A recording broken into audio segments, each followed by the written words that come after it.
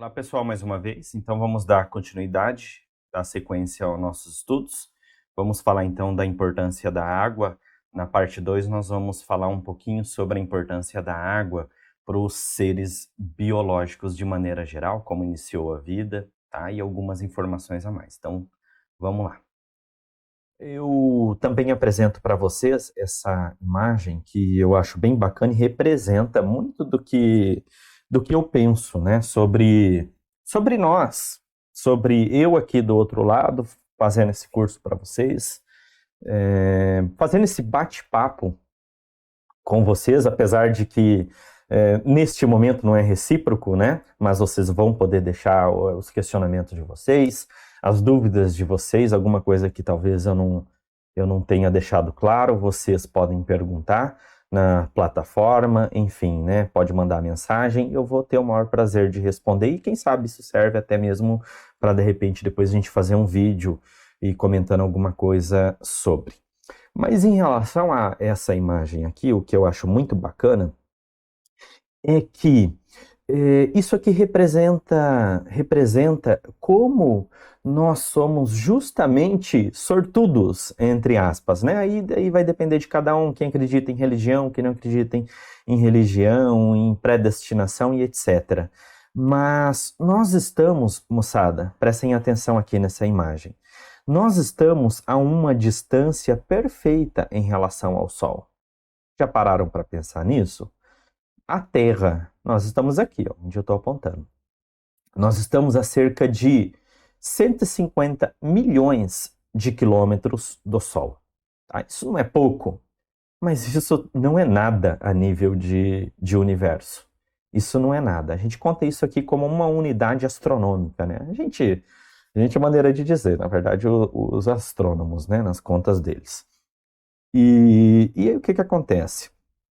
Nós estamos numa região onde permite haver temperatura, ok? Temperaturas positivas, mas não tão alta para que ocorra evaporação imediata, né? No caso da nossa água, do que a gente tem. Imediata eu digo assim, em frações de anos, né? Ou em uma certa quantidade de anos.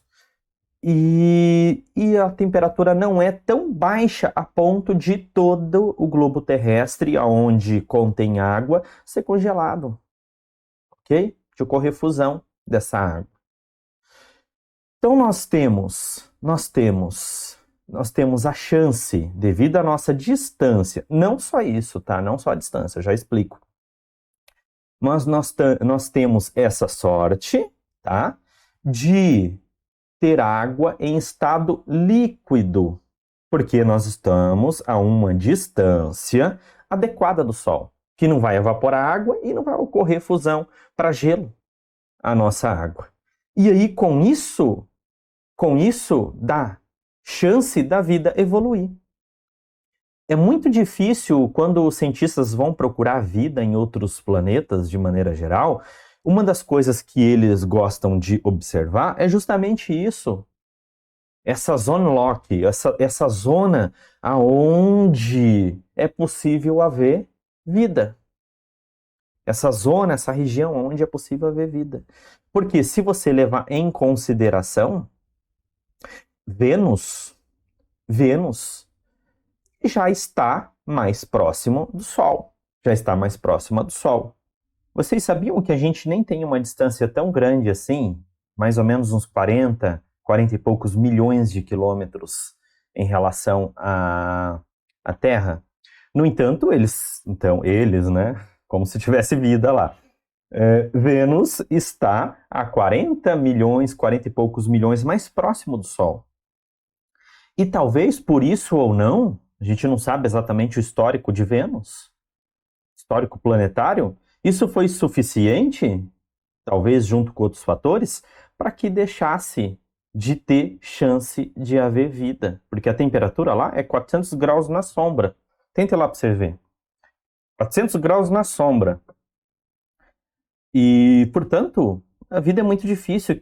Imagina Mercúrio, que está muito próximo, 60 milhões de quilômetros próximo do Sol. E aí a gente pode ver isso pelo outro lado. Tá? Tem os planetas, portanto, que estão mais próximos do Sol, os internos, e os externos, que estão depois da Terra, assim por dizer.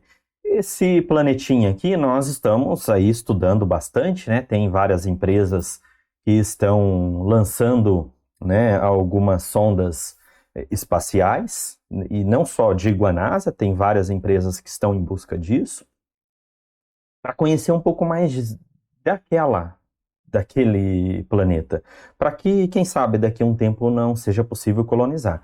Mas precisa haver água, né? Precisa haver também uma temperatura adequada. Aí, falando em temperatura, que eu estava dizendo para vocês, para que se a gente tiver alguma maneira de colocar água lá, ou fazer água, que isso é possível, lá nesse planeta, mas precisa de ter uma temperatura adequada para se manter a água em estado líquido. E a gente chama isso de terraformação, de formar um efeito estufa aqui neste planetinha, né? Nesse planetão, né? Não é planetinha, não.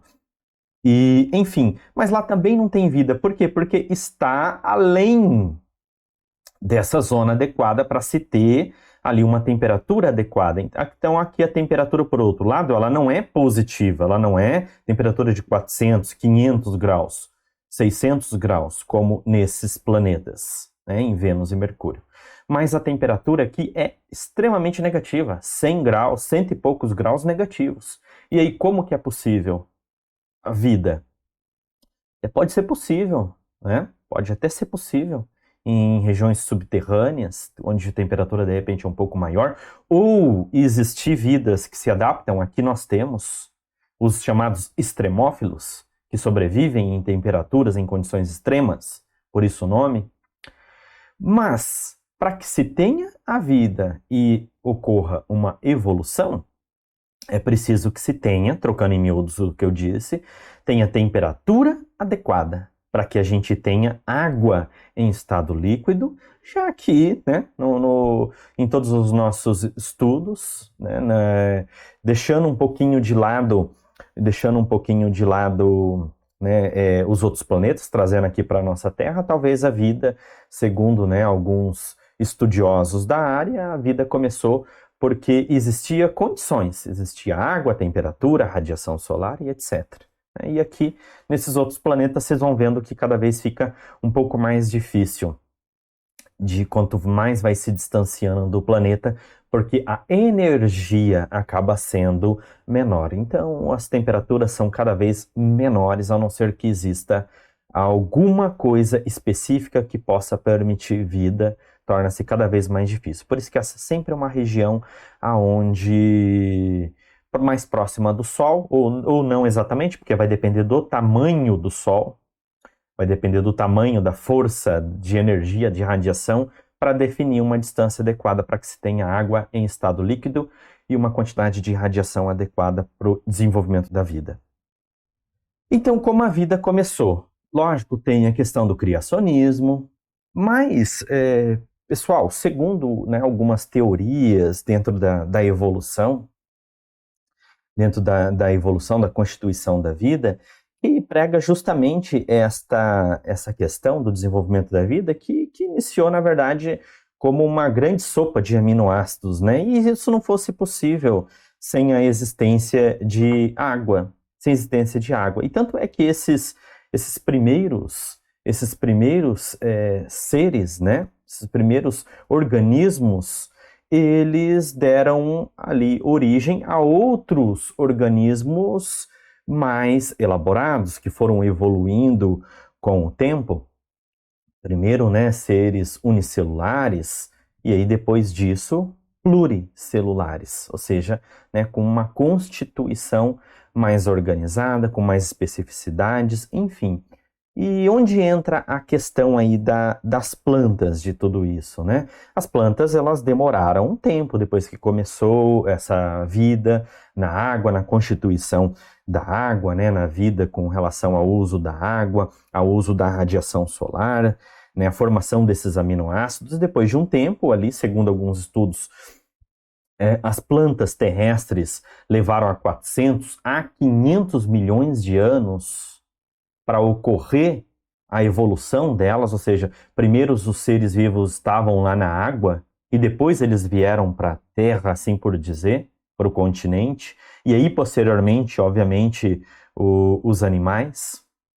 Mas a vida, levando em consideração, essa vida ínfima, o início dessa vida, 3,5 bilhões de anos. Lembrando que o nosso planeta, ele tem cerca, segundo estudos, 4,5 bilhões de anos. Porque até mesmo demorou muito tempo para se estabilizar o nosso planeta, existe o bombardeio, né, com meteoros, meteoritos, enfim, né, cometas, e depois de um tempo estabilizou, ocorreu o resfriamento, formação de atmosfera, e isso é muito importante também, levando em consideração tudo que a gente falou anteriormente. A quantidade, a massas de ar é muito importante para não só para a formação da vida, mas para manutenção, de que maneira que vai acontecer esse efeito estufa, se ele vai ser mais alavancado, menos alavancado. Tudo isso torna-se importante nesse entendimento da formação da vida, tá? E, obviamente, quais são os gases que estão presentes. Lógico que a vida ela pode existir de outras maneiras, talvez o que a gente entenda por vida, se existir vida ou não em outro lugar, no nosso universo, talvez ela não seja a vida que a gente conhece, que é formada por carbono, mas é essa que nós entendemos como vida, que a gente entende que a gente tem aqui no nosso planeta.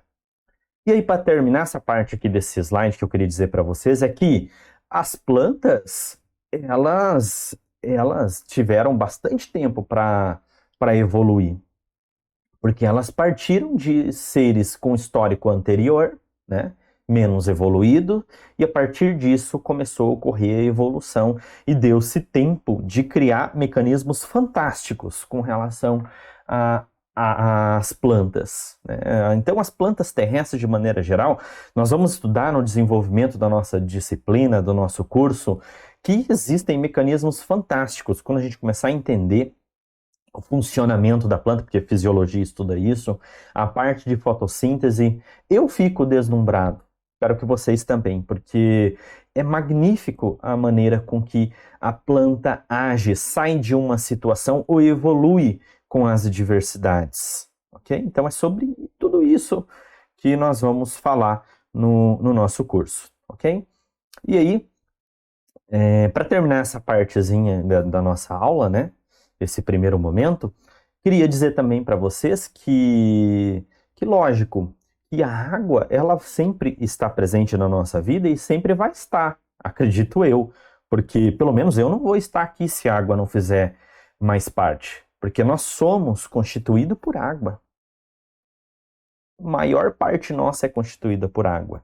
E é tudo isso na natureza, se vocês pararem para analisar. Por exemplo, alguns dados aqui rapidinho para vocês. Nosso globo terrestre, 97% da água ela é salgada, ok? 97%. 2% é água doce, congelada. E 1% é água acessível. E esse 1% é suficiente para manutenção nossa, seres humanos, animais de maneira geral. Porque o restante da água, ela não está disponível. Lembra que eu falei, a maior parte do nosso planeta é constituído por água. A maior parte é constituído por água. Nós, a maior parte, somos constituídos por água também. Mais de 70% constituído por água. Agora, muito mais do que 70% são as plantas. As plantas elas podem chegar até 95, 96% de constituição de água. E o restante a gente chama de matéria seca. O que é matéria seca? É o que se acumulou, no caso das plantas, dos carboidratos, dos fotossintatos, do carbono propriamente dito, menos a água. Então, a matéria seca menos a água. Ok? Então, é a biomassa seca. O restante é água. E nesta constituição, chega, por exemplo, nesse nosso exemplo aqui, o alface, 96% de água. 96% de água. Então é muita coisa. Se for então desidratar, apenas 4% de biomassa seca, que é o que eu falei, os nutrientes, os sais minerais de maneira geral, o carbono. Sobra-se muito pouco. A maior parte é água. Então a nossa vida é dessa maneira. Nós temos acessível pouca água, mas no dia que a gente precisar, tenho certeza que nós poderemos evoluir para começar a... Nós já temos tecnologia, na verdade, né, para retirar o sal dessa água e se utilizar seja na agricultura, seja uma água potável. Enfim, o recurso nós temos. Tecnologia também, enquanto a gente não precisa, espero que a gente não precisa, que a gente consiga ciclar a água, né, utilizar com racionalidade. E sobre isso nós vamos conversar também mais para frente, tá joia? Pessoal, e para finalizar, tem um recado rápido para vocês aqui. Não esqueçam que nós temos vários cursos disponíveis, ok? Nesta plataforma. E vocês também podem estar acompanhando o Agroflow Cursos nas redes sociais. Temos, então, uma página no Facebook, no Instagram e também temos no YouTube.